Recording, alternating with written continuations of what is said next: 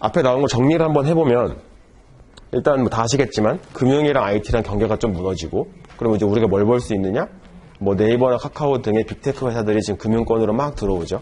그러면 그들은 일단은 IT 기반의 회사였기 때문에 뭐 머신러닝 인공지능 하는데도 큰 문제가 없어요. 그리고 빅데이터 다루는 것도 훨씬 더 뛰어나고 금융회사보다. 이제 그들이 밀려 들어오고 그럼 금융사는 손 놓고 가만히 있느냐? 아니고 금융사는 뭐 투자하거나 협업해가지고 이제 나름대로 역량을 쌓고 있고 왜냐하면 전통 금융이라고 하는 거는 어떻게 보면 뭐 규제 바운더리 안에 있기 때문에 훨씬 더 이제 금융에 대한 그런 규제에 대한 마인드가 훨씬 더 크기 때문에 금융사가 되게 잘할 수 있는 영역이 있고 그래서 되게 상호 견제하면서 지금 같이 가고 있는 상황이다라고 이제 말씀드릴 수 있고 두 번째는 이제 그 회사 내에서 그 머신러닝 인공지능 빅데이터 분석하는 거는 이제 뭐 기정화된 사실이다.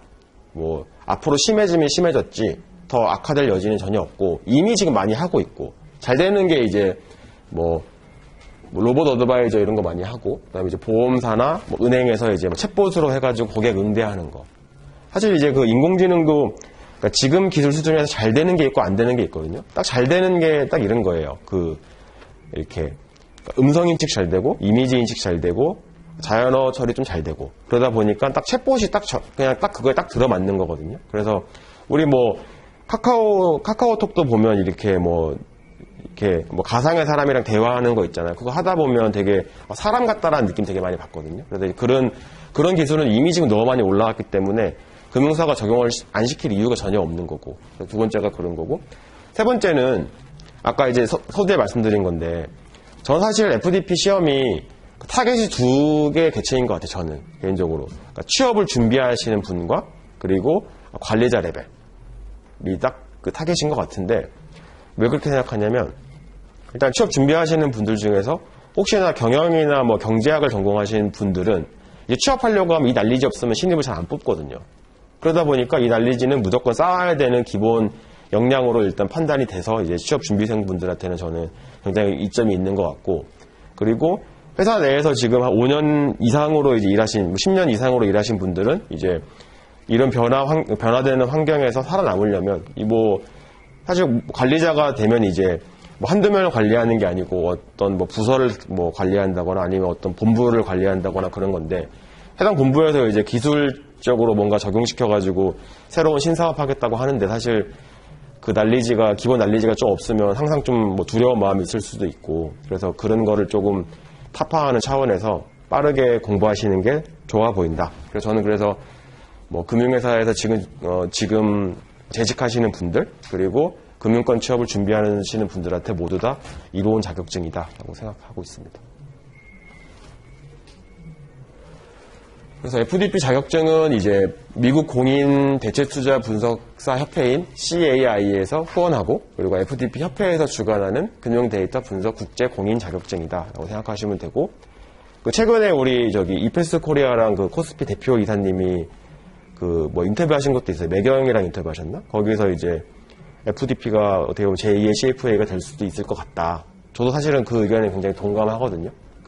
사실은 이제 뭐 CFA는 이제 부업이 한번 쫙 있었죠. 거의 저도 CFA 있는데, 저도 CFA 볼 때 거의 금융권 일하시는 분들 너도 나도 다 땄던 것 같고, 이제 FDP는 아직 좀 저변이 조금 완성이 안 돼가지고 저는 좀 늦은 것 같은데, 궁극적으로 이런 디지털 트랜스포메이션이나 AI, 빅데이터 이런 게 더 확대된다고 치면 저는 대표이사님 말씀하셨던 것처럼 같은 생각으로 FDP도 크게 될 수 있는 자격증인 것 같다라는 생각이 있습니다. 그래서 요거 이제 커리큘럼인데 사실 이제 커리큘럼은 이제 실제로 이제 강의할 때 엄청 상세하게 말씀드릴 건데 여기 재밌는 거는 사실은 1부터 8까지는 그냥 개별적인 이슈에 대해 써 있는 거예요. 이렇게 데이터 사이언스 전반에 대해서 한번 해보고 이렇게 머신러닝 모델이랑 전통적인 통계 모형이랑 비교도 한번 해보고 그리고 머신러닝 모델도 해보고 딥러닝도 해보고 이제 모델 배웠으니까 검증하는 것도 해보고 그다음에 자연어 처리도 한번 해보고 항상 외국 시험은 윤리 좋아하니까 또 완전 별개로 윤리 문제도 있는데 8이 되게 재밌거든요. 근데 8이 이름이 바뀌었어요. 원래는 그냥 어플리케이션 인 파이낸셜 인더스트리 그랬거든요. 근데 여기에 이제 핀테크라고 하는 걸 갖다 붙이면서 바뀌었는데, 핀테크의 영역을 FDP가 지금 빅데이터, 머신러닝, 그 다음에 AI, 인공지능, 아티피셜 인텔리전스, 그리고 이제 크립토까지 얘네들이 여기까지 넣었더라고요. 그래서 이제 우리, 최근에 루나나 이런 거는 신문기사 워낙 많이 보셔서 이제 아시겠지만, 이제, 사실 루나랑 이제 테라에서 했던 UST가 성장했던 게 사실 이제 디파이라고 하는, 디센트럴라이즈드 파이낸스라고 하는 이제 그런 서비스에서 이제 이자율을 이제 20% 고정으로 했다는 이제 그게 이제 디파이라는 건데, 그것도 이제 9.9 이제 논문이 이제 디파이 관련된 거고, 9.10은 non-fungible 토큰이라고 해서 우리 NFT 관련된 논문도 있거든요. 그래서 저는 되게 좋게 봐요. 이렇게 범위가 넓어지는 거는. 근데 이제 시험을 봐야 되니까 공부하려고 하는 범위는 확실히 늘어나겠지. 저는 그리고 감히 예상하건데 아마 이번에 바꿔놓고 다음번에 안 바꿀 것 같아요. 왜냐면 한번 잡았으니까. 그 다음에 할 때 블록체인 같은 거 넣을 수도 있어요. 이제 앞에다가 예를 들면 여기에 이제 하나 넣고 블록체인 넣고 이제 블록체인 기반한 어플리케이션 몇 개 넣겠죠. 금융사에서 쓰는. 우리 금융사에 쓰는 게 뭐였냐면 우리 인증 서비스 이런 거 하는 거는 이제 이미지 블록체인 쓰고 있고, 그리고 더 들어갈 수 있는 거는 우리 지금 중앙은행에서 하는 CBDC 이런 것도 들어갈 수도 있는 노릇인 거고. 저는 그래서 사실 FDP가 원래 최초에 생길 때는 뭔가 빅데이터, 머신러닝, 인공지능에 좀 특화된 자격증이었다고 생각이 들지만, 이게 계속 이제 시간이 지나면 지날수록 이 크립토가 이제 금융에 들어오는 것까지도 다 이제 포괄하려고 하는 이제 그런 움직임은 좀 이제 감지가 되고 있다라고 저는 생각이 듭니다. 사실 이제 이런 내용들은 이제 우리가 어차피 수업할 때 다 배우게 되실 거니까 굳이 오늘 안 해도 될 것 같고요. 사실 이것도 이제 옛날 버전인 거고, 여기가 사실 좀 이제 바뀌어야 돼요. 그래서 이제 9번에 디파이, 그 다음에 10번에 NFT 이렇게 들어가야 된다. 그리고 이제 여기가 시험에 나오는 비중이거든요. 비중. 그래서 사실 2번, 3번은 좀 통계 베이스가 필요해요. 통계나 수리 베이스가 좀 필요한 영역이거든요. 근데 그렇다고 해가지고 통계 전공 아니신 분들이 시험을 아예 못 보느냐? 그건 아니고, 사실 오프라인에 수강하셨던 분들도 제가 대충 보면 한 절반 이상은 다 문과 전공하시고, 그러니까 수리나 통계에 대해 비전공자 분들이셨어요. 근데 공부하실 때 조금 힘들어 하시긴 했었어. 근데 왜냐면, 저는 전공이 원래 수학이었는데, 식을 좀 설명드리면 저는 이제 원리를 좀 알아야 된다는 생각이 있어서 좀 원리를 설명을 드리려고 제일 처음 강의할 때는 산수를 되게 엄청 많이 했고, 하다 보니까 피드백을 들어보니 너무 좀 별로다라고 얘기 들어가지고 그러면 그 다음번에 할 때는 산수를 좀 많이 안 했거든요. 그랬더니 좀 이해하시기 쉬우시더라고요. 그래서 일정 수준의 통계와 수학에 대한 지식은 확실히 좀 필요하긴 하다라는 게 일단은 좀 키입니다. 그리고 이제 이 웨이트도 보면 여기는 좀 작은데 여기 이제 2번, 3번이 좀 많고 이제 9번이 이제 25에서 40%까지 나온다. 그러면 이제 방금 말씀드렸던 것처럼 어떤 지식이 필요하냐? 첫 번째는 이게 아까도 말씀드렸지만 파이낸셜 프로페셔널들한테 이제 뭔가 이제 날리지를 제공하는 거다 보니까 기본적인 좀 금융에 대한 지식이 좀 필요해요. 그렇다고 해서 금융 이론이 나와가지고 그걸 설명하는 건 없어요. 근데 이제 그냥 자연스럽게 나와요. 예를 들면 어떤 게 좋을까? 파마 프렌치 3팩터 모델이라는 게 주어지고, 그리고 이제 그거에 대한 이론 아무것도 없어. 그게 나왔는데 거기에다가 이제 머신러닝 기법 어떤 걸 트리 모델을 써가지고 이제 분석하는 그런 거 했을 때 데이터를 이렇게 넣고 결과 냈더니 이런 결과가 나왔는데 얘를 검증을 어떤 식으로 해요. 이제 이렇게 한다고 생각하면 파마 프렌치를 아시는 분들은 그냥 이거는 그렇지 이렇게 하는 거지 라는 건데, 혹시 모르시면 좀 이제 공부를 좀 하셔야 된다 라는 건 좀 있고, 그래서 기본적인 금융 지식은 좀 필요한 영역이라고 일단 보고 있고, 그 다음에 이제 핵심은 두 번째인데 이 수학과 통계에 대해서 언더그레이드 스쿨 코र्스 정도는 들어야 되는데, 뭐냐면 베이직 알지브라, 캘큘러스, 프로바빌리티 앤 스태티스틱스 이걸 좀 들어줬으면 좋겠다 라고 이제 써 있거든요. 근데 사실 저도 이제 학교 졸업한 지 엄청 오래됐고, 아마 지금 대학교에서 예를 들면 수학이나 통계 전공하시는 분들 제외하고 직장생활 5년 이상 하시는 분들은 내가 더 이상 통계랑 이런 거 하기 싫어가지고 지금 회사 생활을 하고 있는데 지금 이거 이제 다시 또 해야 되냐. 뭐 그런 이제 좀 이해상충이 좀 있거든요. 그래서 딱 말씀드릴 수 있는 거는 어렵게 증명하는 건 아예 안 나와요. 안 나오고 식이 주어지면 우리는 식을 보고 이게 뭘 의미하는지는 알아야 돼. 기본적으로. 그리고 걔를 적용을 시킨다고 생각했을 때 어떻게 적용시키는지를 알아야 되고 그리고 이게 적용되면서 어떤 메커니즘으로 돌아가는지 정도도 이해가 돼야 되고 그리고 결과물이 나오면 그 결과물을 해석하고 해석된 걸 가지고 검증하는 딱 그 흐름이 다 똑같거든요. 그러니까 알고리즘만 다를 뿐 방법은 다 똑같아. 그래서 난리지는 좀 필요하다. 근데 이 난리지를 위해서 저희가 초반부에 뭐 기초 통계 강의도 하고 그리고 제가 굉장히 반복적으로 이 통계는 계속 말씀드려요. 뭐 이렇게 예를 들면 뭐 앞에 나왔던 내용이 뒤에 또 나온다고 하면 앞에 설명드렸던 거 다시 한번 짚고 또 설명드리고 또 나가고 뭐 이렇게 하거든요. 그래서 아주 어렵지는 않으실 수도 있고 좀 힘드실 수도 있고 그걸 약간 좀 받아들여야 되는 부분도 좀 있고 그런 영역이다 라고 말씀드릴 수 있고 그 다음에 이제 코딩 문제는 안 나와요. 그래서 이제 코딩에 대해서는 전혀 부담 안 가셔도 된다. 근데 FDP 이제 그 차트 홀더가 되려면 두 가지 조건이 있는데 하나는 시험을 패스를 해야 되고 하나는 이제 이 온라인 코딩 코스를 이수를 해야 돼요. 근데 그게 되게 쉬워요. 그거 이제 그냥 사이트 들어가가지고 하나하나 하시면 되거든요. 그렇다고 그거를 코스를 뭐 코딩을 아예 못한다고 페일하는 게 아니고 계속 힌트를 계속 주면서 이거를 다 넘어갈 수 있도록 되어 있기 때문에 코딩에 대해서도 맛을 한번 볼 수는 있다. 그리고 내가 만약에 이거 공부하면서 코딩에 대한 욕심이 생긴다라고 하면 그 사이트 이용해서 공부를 더 하시면 되고 하다 모르시면 저한테 물어보시면 되고 뭐 그렇거든요. 그래서 가장 중요한 게 그 스터디 가이드예요. 그래서 이제 이번 시험, 그러니까 10월 시험의 스터디 가이드가 5월 24일자에 나왔거든요. 그래서 24일자에 나온 거가 좀 많이 바뀌었었죠. 뭔가 그 안에 이제 커리큘럼 이제 안에 내용이 많이 바뀌었으니까. 근데 이제 이틀은 똑같아요. 어떻게 똑같냐면 토픽이 있고, 그다음에 토픽 밑에 하위 개념으로 리딩이 있고, 그다음에 그 리딩 내에 이제 키워드랑 LOS라고 하는 학습 목표를 주면서 학습 목표에 기반한 답만 달면 되거든요.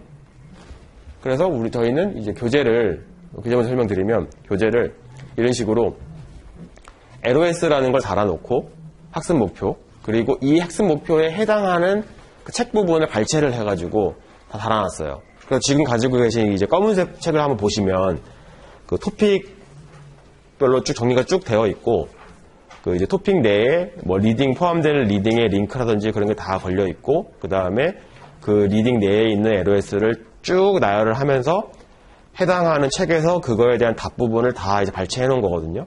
그래서 사실 제가 최초에 그 강의할 때는 책만 보세요 이랬어요. 이제 그랬더니 이제 시험 후기에 선생님이 얘기하지 않았던 게 시험 문제 나왔다. 이제 이런 후기가 있어서 두 번째 이제 강의할 때는 리딩을 무조건 읽으세요. 이제 교재는 그냥 이제 시험 목적으로 보는 겁니다라고 이제 안내해 드렸는데 리딩이 막 긴 거는 40쪽, 50쪽이고 짧은 거는 10장, 20장이고 뭐 이렇거든요. 근데 이게 우리가 이제 뭐 강의를 그러니까 6월 2일자부터 시작한다고 치면 10월까지 시간이 되게 많잖아요. 뭐 한 4개월 가량 있죠. 보면 이 사람이 이제 사람 마음이 또 나 리딩 읽어야 저는 이제 항상 이제 6월부터 강의하면 어떻게 말씀드리냐면 그냥 뭐 신문 기사 읽듯이 리딩 읽으시라고 그냥 이제 뭐 사실 우리가 이렇게 뭐 습관적으로 네이버 보고 막 그러잖아요. 그러니까 그러지 말고 그거 보실 시간에 예를 들면 뭐 회사 일찍 나가시면 뭐 뉴스 읽잖아요. 처음에 뭐 회사 위에 올라온 뭐 뉴스 스크랩 같은 거 읽거나 그거 읽으실 때 시간 조금만 내면 리딩 읽을 수 있거든요. 근데 이제 그 말씀을 다 드렸는데 읽으신 분 거의 없고 항상 마지막에 이제 그때 읽을 걸 이제 이러면서 후회를 많이 하시고 그리고 이제 막판에 몰려서는 책만 보세요. 왜냐면 강의를 책으로 하니까 이제 수업을 따라오면 이제 책만 봐야 돼요. 근데 그러니까 책이 지금 그 LOS의 핵심 부분만 발췌해 놓은 것뿐 사실은 뭐 디테일한 내용들은 리딩에 다 있거든요. 그래서 전후 맥락을 파악하려면 리딩을 보긴 봐야 돼. 근데 강의를 할 때 전후 맥락을 설명을 드리긴 해요. 우리 교재를 보면서. 근데 이 사람이 또 이제 까먹으니까 그 리딩을 최대한 저는 읽어보시면 좋다라는 거고 그리고 리딩 중에서 혹시나 본인 업무와 관련된 리딩을 읽으면 훨씬 좋거든요. 뭐 예를 들면 내가 뭐 은행에서 일하는데 그 우리 논문 중에 하나가 그 이제 은행에서 뭐 연체 예측하는 뭐 그런 모델을 만드는 것도 있어요. 그러면 사실 그걸 읽으면 은행 내에서도 뭐 나름 괜찮고, 그리고 내가 아니면 뭐 보험사다. 보험사가 그 텍스트 마이닝 많이 쓰거든요. 실제로도. 그러니까 그 우리 9.5인가? 그게 이제 그 보험사에서 나온 텍스트 데이터 이용해가지고 보험료, 뭐 프리미엄 뭐 늘릴지 말지 뭐 그런 논문도 있거든요. 그럼 이제 그거 보험사 일하면 그것도 읽어도 되고, 이제 네, 그렇습니다. 그래서 이제 교재는, 제공되는 교재가 딱 이만큼인데, 일단은 준비 과정에서 필요한 게 핸드북이나 스터디 가이드가 필요하고요. 핸드북은 이제 시험장 들어가서 뭐 할지, 그리고 이제 온라인 코스 뭐 할지, 이런 거에 대해 써 있는 거고, 그 다음에 스터디 가이드는 이제 그 LOS랑 키워드랑 이런 게 다 나와 있고, 그래서 이제 제가 첫 시간에는 이거 설명을 드릴 거예요. 이걸 같이 읽어보면서 이제 다시 한번 상기시켜 드리고, 뭐, 아까 우리 이사님도 말씀하셨지만, 시험 장소가 선택을 하는 거, 사실 그게 되게 생소하거든요. 사실 저도, 제가 처음 할 때도 저는 이제 아무도 안 배우고 시작했으니까, 혼자 했으니까. 혼자 하면서, 이렇게 하는 거 맞나? 그리고 날짜는 언제 정하지? 이제 이런 거에 대해서 전혀 그런 게 없었는데, 저는 최대한 이제 시험은 뒤로 보는 게 좋고, 그러니까 우리 예를 들면 이 시험이 10월 예를 들면 19일부터 20 며칠까지라고 하면 빨리 등록하면 빨리 그 날짜를 선점할 수가 있어요. 그래서 이제 저는 최대한 좀 뒤로 보는 게 좀 좋고, 이유는 여러 가지가 있고, 그리고 본인이 이제 휴가를 낼 수 있는 기간을 좀 내가지고 이 휴가를 좀 쓰고 공부하는 게 베스트고, 이제 그런 전략을 잘 세워가지고 좀 날짜를 정하자라고 이제 말씀을 드리거든요. 이런 내용은 이제 우리 수업 첫째 시간에서 또 설명을 드릴 거고. 그 다음에 학습 자료는 원래는 이 두 개 교재에 이렇게 두 개가 있었거든요. 이 두 개는 뭐냐면 그 교재에서 다루지 않는 여러 가지 보고서와 논문들을 묶어놓은 책자라고 보면 되고, 이게 새로 들어왔어요. 이게 이제 머신러닝 인 비즈니스라고 해서 저도 이제 이 책을 새로 들어온 거 보고 열심히 읽고 있는데 되게 잘 썼어요. 이게 누가 썼냐면 그 우리 존 헐이라고 되게 유명한 사람 있잖아요. 되게 교수님. 그 교수님이 이렇게 우리 파생 상품 하면 맨날 보는 거 있잖아요. 옵션 앤 퓨처스 앤 데리버티브즈인가 이제 그런 거 되게 유명한 교수님이거든요. 그 교수님이 이제 머신러닝까지 이제 확장하신 거죠. 집필하시는 이제 책을. 그래서 이제 하여튼 이 책도 되게 좋더라. 제가 읽어보니까. 그리고 이 책은 좀 쉬워요. 데이터 사이언스 포 비즈니스는. 그래서 얘는 저는 그냥 읽으시기 되게 편해. 그러니까 되게 잘 써 있어요. 직관적으로. 근데 이 책은 많이 어려워요. 이 책이 이제 인트로덕션인데 이름이 인트로덕션이 아니야. 이게 통계 얘기를 되게 직관력 있게 써놨는데 사실 통계 백그라운드가 없으면 조금 무슨 얘기지? 이제 이렇게 할 수 있거든요. 그래서 저는 이 책은 무조건 읽으시고, 이 책도 되게 좋더라고요. 이 책도 읽으시고, 이 책은 수업 시간에 하는 거 중심으로 하면 된다라고 제가 말씀드릴 수 있고, 요거는 이제 리딩이니까 읽으시면 되고.